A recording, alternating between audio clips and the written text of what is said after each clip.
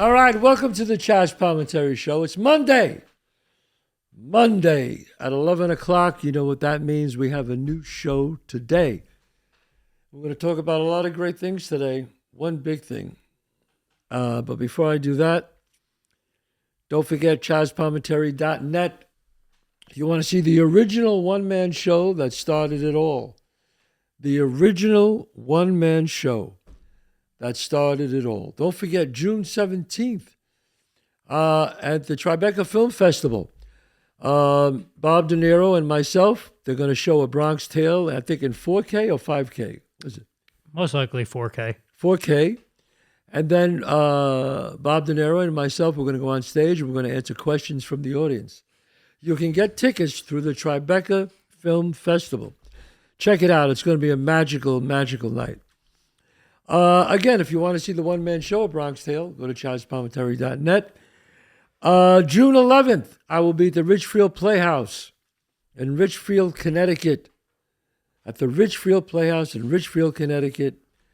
I think some tickets are left. You got to see it. You got to put the one-man show on your bucket list. The original one-man show before the movie, before the musical. And also, June 23rd, I'm going to be in Dover, Delaware, at the Rollins Theater. I think that's in the casino there, John, if I'm not mistaken. That is at Rollins Theater. Rollins Theater. And that's June 23rd. So, what are we going to talk about today? I've been getting a lot of things, thoughts. An incident happened to me maybe about 5 days ago. I was home and somebody rang my bell. The gate, like you can't get into my property unless you have a long driveway, but there's a gate in front. I'm all gated. So a guy hit it, and I thought it was Amazon. So what do? It's my fault. I got all these cameras. I didn't look. I just pressed, the button to let the gates open and let the person in. So I was walking around my house, and I said, gee, I look out the window. I don't see the truck, the Amazon truck, So then I look out, and I see this guy walking down the hill, coming down my long, long driveway. And I see him, and it's pretty far away, 300 yards away at least. And I see him walking towards my home. Walking? How did this happen? And what made it strange, John, I tell you, was he had his jacket over his hand, and he was walking with his hand covered. Now, look, I'm a street guy. The only thing that could hurt you is somebody's hands. That's why when a cop arrests you, the first thing they say is, show me your hands. Because he can't shoot you with his elbow, his knee, his hands. That's the dangers. That's the danger zone. So as he's walking down, I got out. I went out at my front door and I said, stay right there. I told him to wait. But as he's talking, he kept coming down farther slowly. He must have been about in his 20s. And he's saying to me, I have to talk to you. I have to talk to you. And I yelled back at him, talk to me right there. Talk to me right. Stop. Do not continue. Talk to me. And he kind of didn't listen. He kept inching his way forward. And I wanted to say, show me your hands. But I said, all right, don't get crazy now, Chazz. And I kept saying, stop. He goes, oh, no. I said, talk to me right from there. I yelled it. Now he's about 75 yards away now. Okay? And he stops because I have a King Shepherd. I had 4 of them at one time. Now I only have 1 left. And he comes running out, and he's very old. But he came running out, got between me and him, and started growling. And he said, your dog is scaring me. And I said, well, that's the idea. That's what he's supposed to do. And he goes, I need to speak to you. I go, speak to me from there again. And again, he says, no, I have to. And then my dog really went into like protect mode and started growling. And he got scared because my dog was inching up the hill. he turned around and ran. My dog did not chase him. And so I started thinking about that. I realized it was a stupid thing I did. All I had to do was walk over to the camera and look at it, but I was lazy. And I didn't think that would happen. So why am I talking about this? Because I started saying, let me talk about home defense. What are you doing for home defense? I have a great alarm company. I have cameras all over my property. All over. You can't get near me without being on tape. 24-hour surveillance. And here it was in the middle of the day, maybe 3, 4 o'clock in the afternoon. I fell asleep at the wheel and I pressed the button to let someone in who all I had to do was check and say who it, and see who it was. And I didn't do it. So my dog, the King Shepherd, his name was Kaiser, named after Kaiser Sose in the movie Usual Suspects, if you know the movie. I had 4, I have 1 left. They all passed away. And I have a little cockapoo. And she's the best watchdog of all. So my dog is going to pass soon. He's, so I have to get another dog. So before we talk about many ways of home defense, John, I wanted to share this with you. I found this person in California. And I've always had German Shepherds, but King Shepherds, not just German Shepherds, King Shepherds. Really big, 125, 130 pounds, and I love them. But I went to this kennel there, and I saw these Cane Corsos. Is it Cane Corsos or Cane Corsos? I am not sure. Okay, I think it's Cane Corsos. So I went to see this breeder there, and I have to give him a shout out. The name of the kennel is Donato. How do you pronounce that? Donato? What? Donato, maybe? Donato _ kennels. And his name is Brad. And the most gorgeous Cane Corsos I've ever seen. I mean, I don't know why I'm telling you this, because there was one there I fell in love with. And my wife and I are debating to buy it. But if anybody has a Cane Corso out there, I'd like to know your thoughts on it. I went on YouTube, I looked, and the only thing, and we're great dog people. We will socialize it. But the only thing I'm concerned by is my home. We have a very, humbly I speak, a beautiful home. And I heard that they drool to the point that there's nothing you could do. And it's like on the ceiling, on the walls. And we can't have that. I don't know. Is there a way to combat that, to wipe them down constantly, maybe all the time? So if anybody has a Cane Corso out there, let me know what your thoughts are on that. But if you're looking to buy one, this guy has the most beautiful Cane Corsos. Incredible temperaments. Incredible size and color. What is that? Let me just stop this here for a second. I mean, I get nothing out of this. I'm just an incredible dog lover, and I love what Brad is doing there. It's Donato _ kennels. You can go on Instagram. Just incredible dogs. Wow. So, but if anybody has feelings on it, about Cane Corsos, if you have them, if you know about them, let me know what you feel. I mean, Brad is pretty open and honest, and he said, look, they drool. Yeah. I mean, I can't hide that. He was stand-up guy and very honest with us. So I'm saying to you is, what's your experience? Do you like Cane Corsos? Do you like German Shepherds? Do you like Bull Mastiffs? We like big dogs. I don't know. We've had so many German Shepherds, John, that we thought we'd try something different. And I fell in love with the Cane Corso, just a beautiful breed. But the story, what I'm saying is my dog who's 15 years old, older, gray. Boy, when that guy came down that driveway, Kaiser perked right up. And the guy ran. I heard from policemen who said, you could have the most sophisticated alarms, you could have cameras all over, but the best deterrent is a dog. Well, security camera's not going to physically stop a burglar.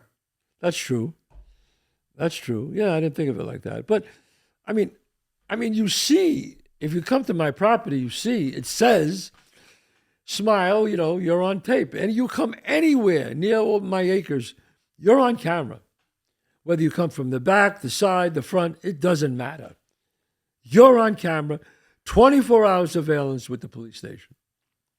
So, but still, now maybe this guy, maybe I'm making more of it.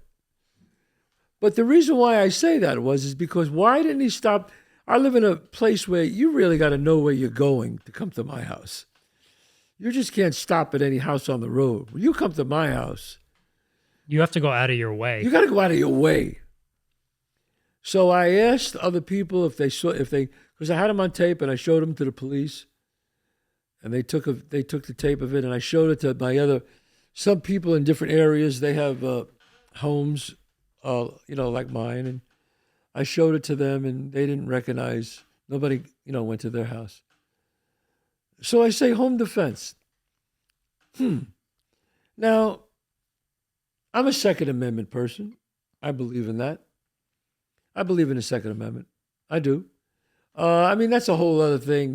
We can get involved. And I always tell people, I'm not a Republican. I'm not a Democrat. I'm an independent. I make my decisions based on what I feel. But I'm a Second Amendment person. And people talk about gun laws. Yeah, okay. And you know what I say to people who want to talk about gun laws? Like, now they're banning ARs and they want to ban all guns. Here's what I say.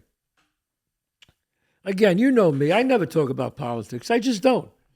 But some things I go, this incident made me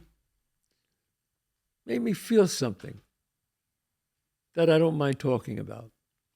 And that is having something there with me at that moment made me feel better. There was a calmness about myself. I would never take out a gun. I would never do it unless my life was at stake. My life has to be, I'm going to die before I pull a gun on somebody. I'm going to die. I can handle myself very well, and I'll do whatever I got to do. But if I ever pull a gun, it's like I'm going to die. I know this is it. Someone's going to kill me. There was a feeling about it that I was okay. Like insurance. I'm just having it with me, having it on my person,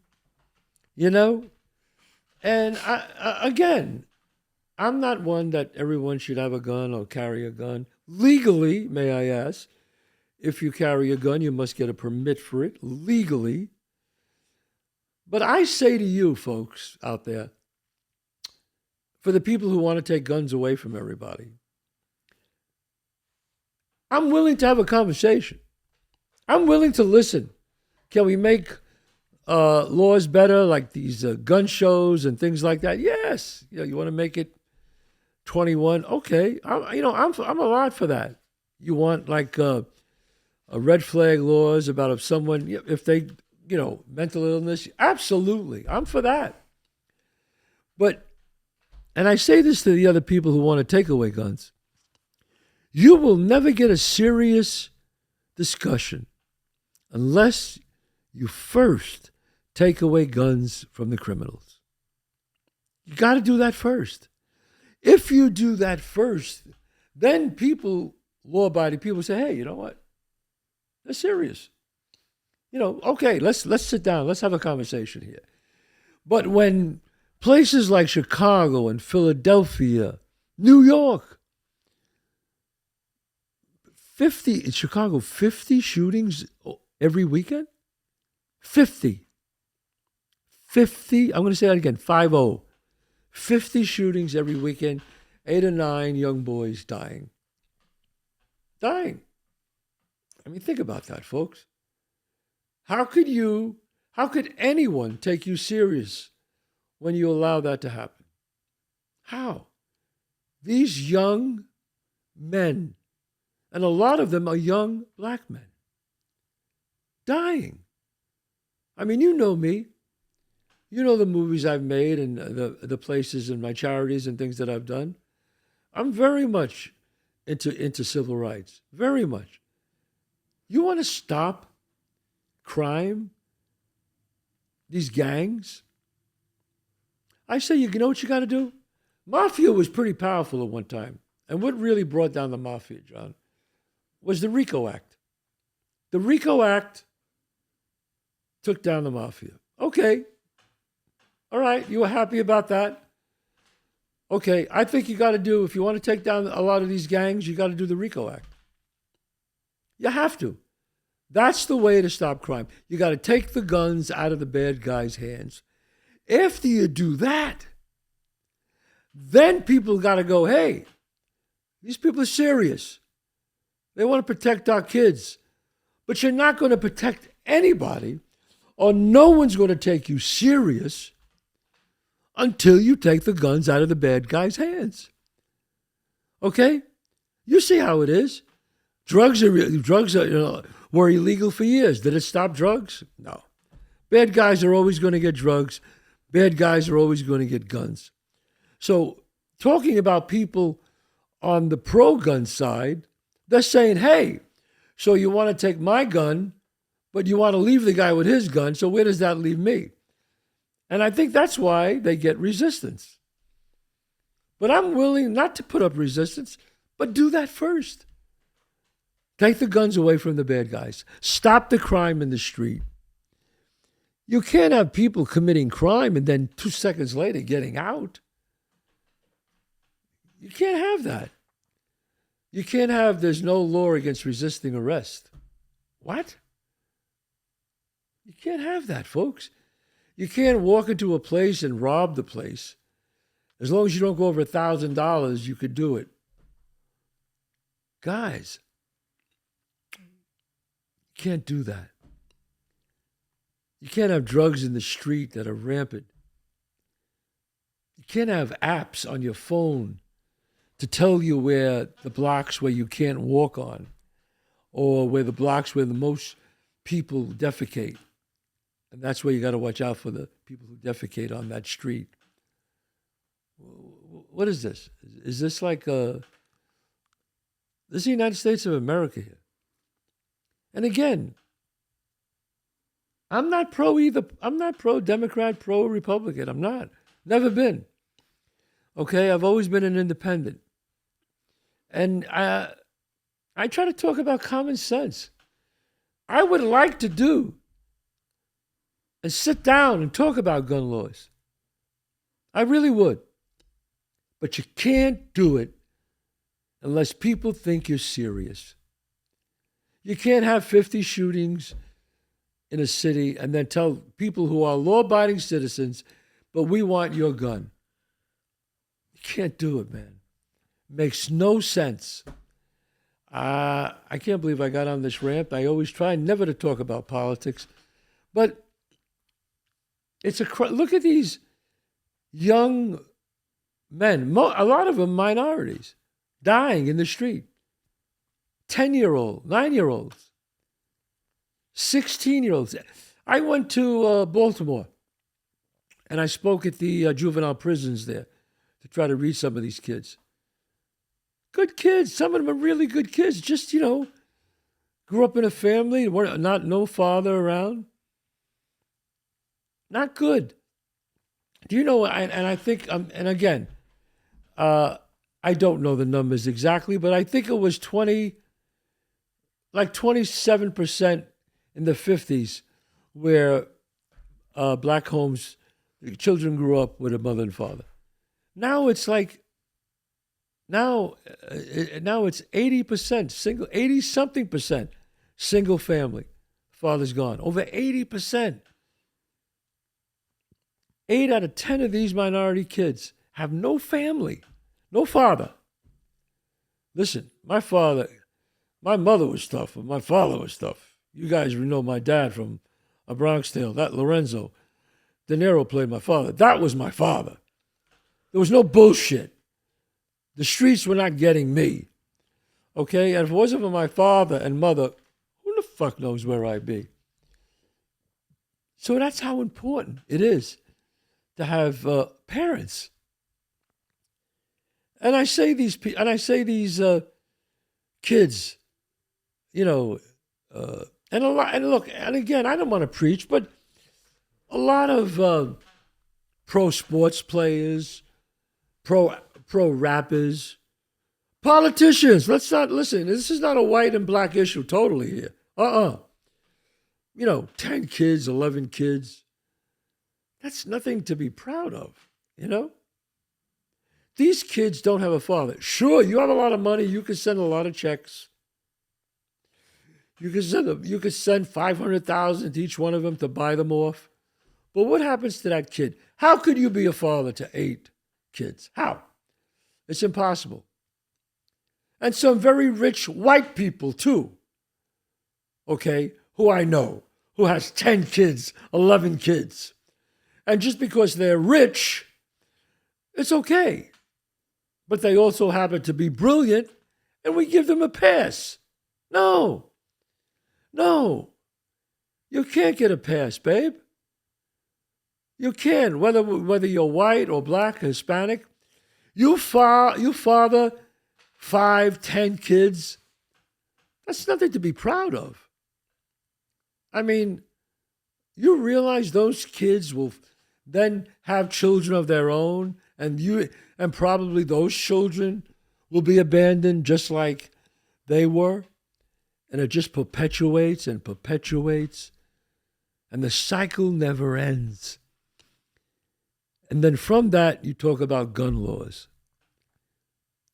It's like, you got to solve the problem. It's like having a cold and you just wipe your nose. Your nose is going to run again. You got to solve the problem. And the problem is at home. Denzel Washington talked about it. Denzel, who's, you know, besides being one of the greatest actors around, talked about it. He says, where's their parents? When he was in Chicago, we saw these kids, 11, 12 years old, murderers. They called them yummies. They were murderers, he said. 11, 12 years old murderers? Where's their family? Where's their father? It's too late then. It's too late. You can't get them at that. Once 11, 12, and they're like that, too late. Gone. So if you really want to have a serious conversation about guns, then you got to do your due diligence. You got to put the people away that have the guns that are criminals. And if people think they could do anything they want without going to jail, people will do it. You know, I always tell the story, John. Back when I was growing up, remember the 8-tracks? There was the 8-tracks. People used to have 8-tracks. You're too young for that. They would have 8-tracks in the car. We used to put the big 8-tracks in. It was a big thing to rob them out of cars. All the junkies would rob them and sell them. And there was a Wise Guy bar on Southern Boulevard where we would go. And they would rob. They did it a couple of times. So what the Wise Guys did, they got a van. They went to where these junkies were. They grabbed 2 of them, threw them in the car. 2 of the leaders. And they told them, you want to rob 8-tracks? Go right ahead. You rob on the other side of the street. On this side of Southern Boulevard, you never rob again. If we find out that you robbed something here, we're coming after you too. So even if you didn't do it, we're coming after you. So you tell your friends, do not rob anything on this side of the street. That side, do whatever you want. We park our cars on this side. You got it? From that day, there was never an 8-track stolen again. Fear is a big motivator. Trust me, folks. If you know you're going to go away for many years carrying a gun, walking around, you might not carry it. So we're talking about home defense.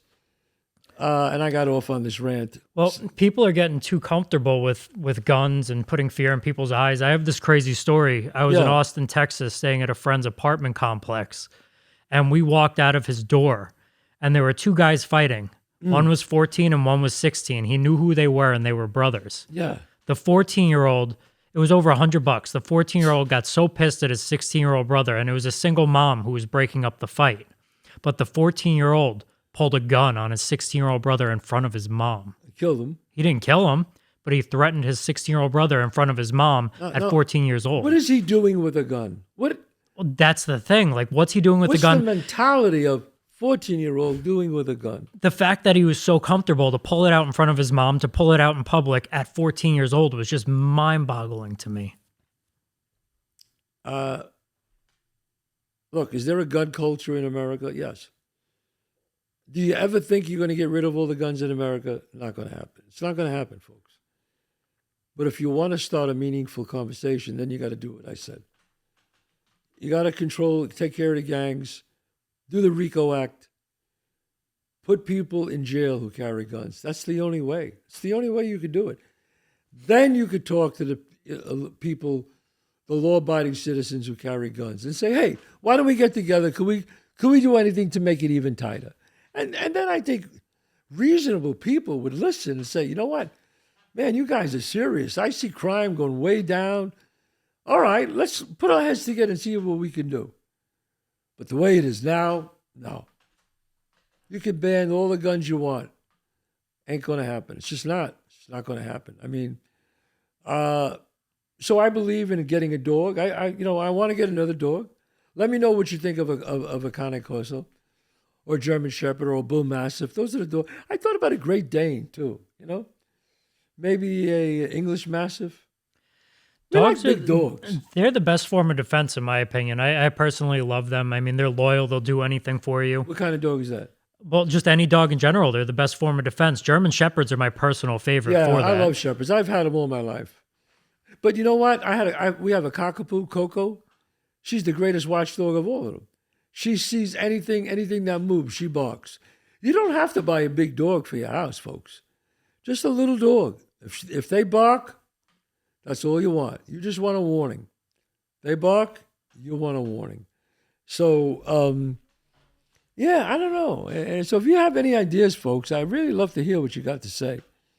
Because, listen, we love dogs and we know a lot about dogs, but I like to hear people talk about that. So tell me, do they drool all the time? Is it like a no-brainer, a deal breaker? Don't get it if you can't handle the drool. That's all I want to know. I'm curious to see if anybody else has a better method rather than cameras, an alarm system, a dog, or a gun to defend your home. Like, what are other options? What else is out there? What else could you do? I mean, look, obviously a gun is the last line of defense.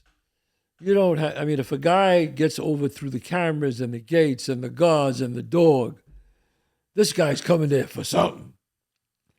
Okay, this guy. And I always tell people, like I read these things, people want to carry a gun and they want to express their, you can't get a gun unless you're trained. I believe you should be trained. I believe you should take 16-hour courses, a few of them. I think people should watch another person train and decide, hey, they're efficient in this. They could get it. I believe in that. Absolutely. That you just can't sell it to anybody. And I get some people on the right who fight with me over that. I mean, you got to take a license to drive a car. You should be able to know how to handle a gun before you get one, I think. It's only right. So I think both sides have to come together. But you got to do what I said first. But if you got ideas about how to defend your home, or what you thought or what was going to happen. Look, I never saw that guy again. He left. He's gone. I have him on tape. I gave it to the police. He's never come back. Never saw him again. I don't know. What's your thoughts on the Second Amendment? How do you feel about that? Again, we could go around and around and around. And I know I hear it from people who say, Why does anybody need an AR-15? Why is this? Why is that? If someone likes an AR-15 and they have a sporting rifle to go hunting with, that is their prerogative. This is America. But what I'm saying to you is, no one's going to take anybody seriously until you take the guns. What is that?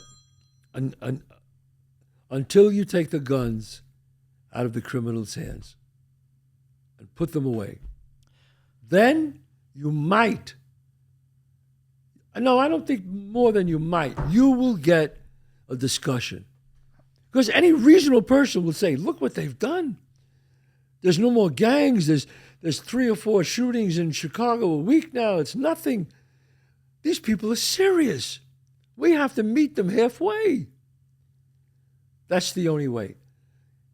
Because if you're a gun owner, you're saying to yourself, no, you're not taking my gun and leaving the bad guy with his gun. Can't do it. Not a good thing to do. So that was my bit on the Second Amendment. I don't like to talk about politics. And that's one of the rare times I ever did. Hope I didn't offend anybody. I mean, I try to just speak from the heart. If you got an idea about a dog, let me know. And if you got some ideas about the Second Amendment, let me know. But think about what I said before you hit me with, you want to fight me on it. Think about what I said. How could you take the gun from a law-abiding citizen before you take it from a criminal? Think about that. All right. We'll see you next week. Don't forget, June 4th, right? June 4th at Richfield Playhouse? Yes. I think this is coming out after. So I would say, again, don't forget June 11th. Oh, don't forget, June 11th, I'll be at the Paramount Theater in Huntington, New York. The original one-man show. It's a huge, huge show. It's an incredible place. It's one of my favorite places. We have the Foundation Room, great food, great night out at the Paramount in Huntington. Also, June 23rd, Dover, Delaware, at the Rollins Theater. Incredible place, a great casino.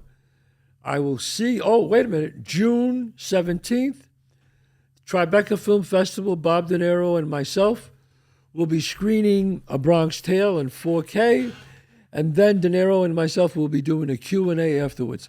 Go to the Tribeca Film Festival and buy some tickets. See you next week. God bless.